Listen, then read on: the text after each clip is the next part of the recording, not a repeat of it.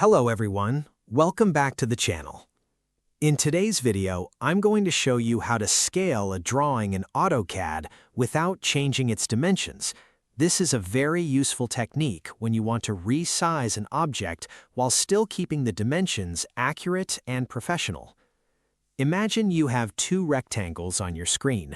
One represents the original correct size of your object, while the other is a larger version that you want to create.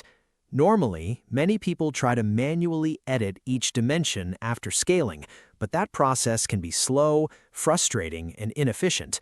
Fortunately, Autocad provides a much smarter solution through dimension styles and scale factors. To begin, open the Dimension Style Manager and create a new dimension style. Once the new style is created, go to the Primary Units tab.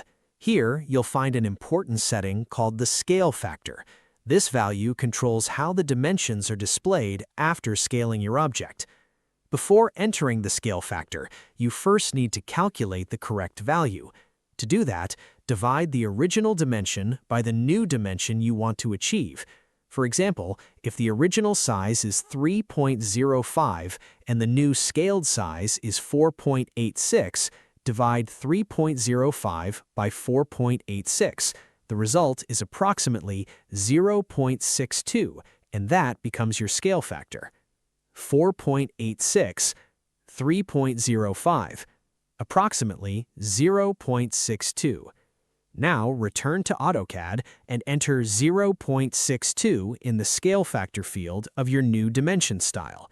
This allows your resized object to maintain accurate dimension values while matching the new scaled appearance. Once the updated dimension style is applied, your drawing will appear larger, but the dimensions will still display correctly and consistently. This method saves time, improves accuracy, and keeps your drawings looking clean and professional. Using dimension styles in this way is one of the easiest and most effective techniques for handling scale drawings in AutoCAD, especially in professional drafting and design projects. I hope this walkthrough helped you understand the process clearly and made scaling drawings much easier for you.